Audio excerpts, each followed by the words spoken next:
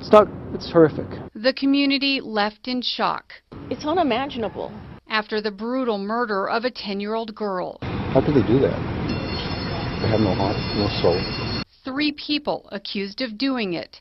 Why did that happen at home? One of them, her own mother.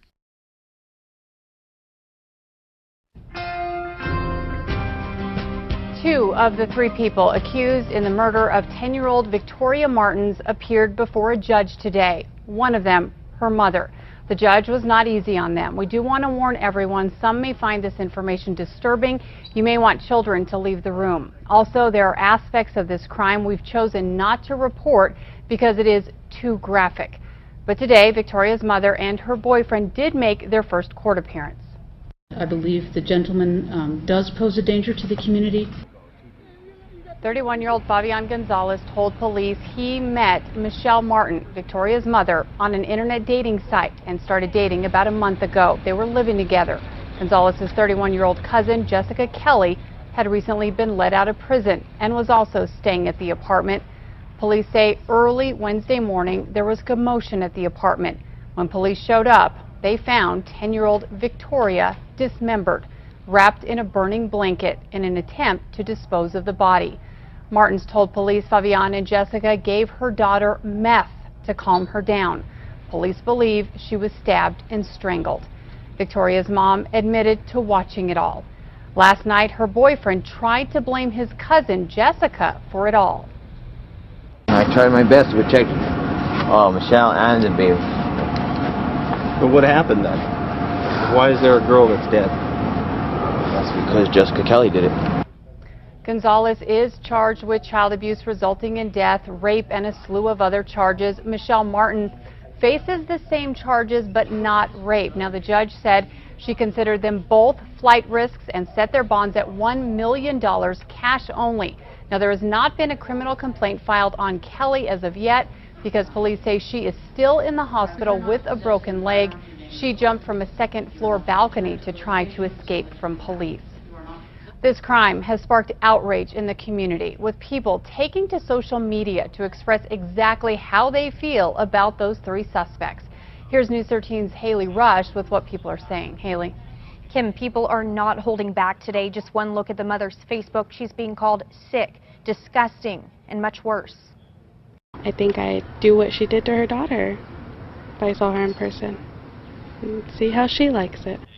Facebook is flooded with upset people. The mother Michelle Martin's page has dozens of comments. She's told to rot in prison, called an evil soul, along with more names we can't even show.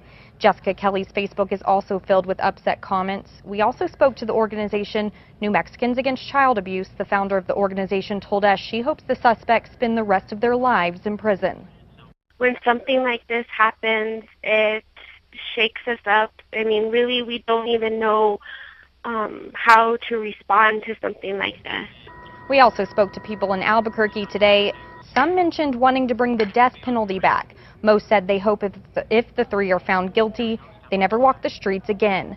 Now, we weren't able to find any comments on Fabian Gonzalez's page. His Facebook is set to private. Back to you, Kim. Okay, thanks, Haley. Among those struggling the most with this, those at Petroglyph Elementary School, where Victoria had just begun the 4th grade. It's just terrible that it's happened so close to home, our community. Here, someone we know, someone who was on the playground with my daughter. And I cried all night.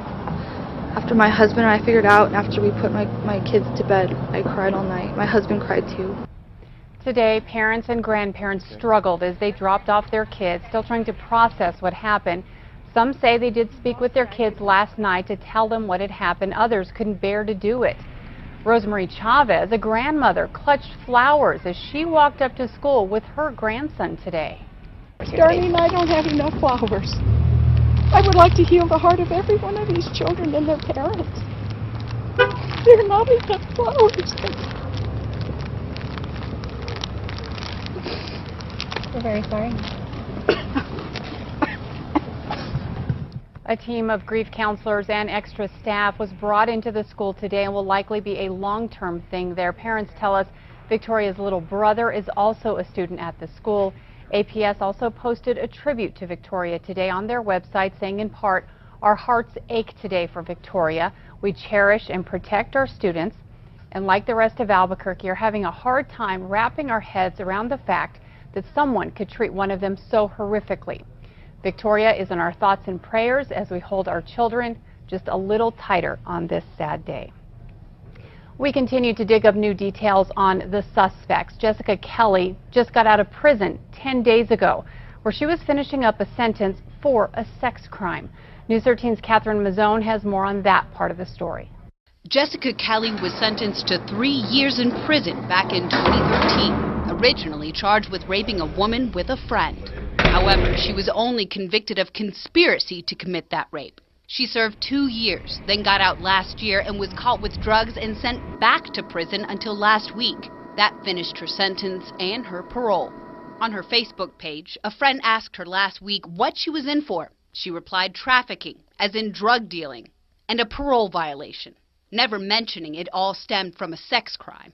Now, because she wasn't convicted of the rape itself, she didn't have to register as a sex offender. And there were no restrictions about who she could be around. On her Facebook page, her friends all say Kelly has kids of her own. With a long criminal record for drugs, theft, and domestic violence, we asked if she'd been on CYFD's radar and what happened to her kids. We've received no answer. Catherine Mazzone, KRQE News 13. As for her cousin, 32-year-old Fabian Gonzalez, it looks like they both grew up in Albuquerque and went to Rio Grande High School. He also has a long criminal record with arrests for domestic violence, child abuse, and child abandonment. Those cases are from a few years ago and do not involve Victoria Martens. Gonzalez told police he had just met Victoria's mother online a month ago on the dating site plentyoffish.com. Albuquerque Mayor Richard Berry also spoke out today about the tragedy. No one's responsible for this other than the monsters that perpetrated this act of evil on this little girl. Let's make no mistake. Mayor Berry held a brief press conference to address the horrific death. He says the city is working with APD to make sure the public knows about resources available to them. He points to 311 to report any concerns about a child or child abuse. The mayor also says there will be events scheduled at a later date to pay tribute to little Victoria and to bring attention to the issue. Michelle, why did you leave your little girl in the apartment? Did you have anything to do with... No? Why did you leave her in the apartment when you guys left them?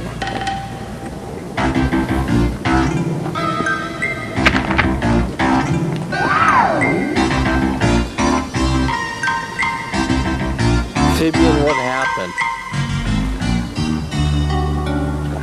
Did you have anything to do with the death of this girl? No, I didn't. Can you tell us anything about what happened? Just didn't have anything to do with it. Then why are you in handcuffs? What happened to your face, Fabian? That was from a fight before.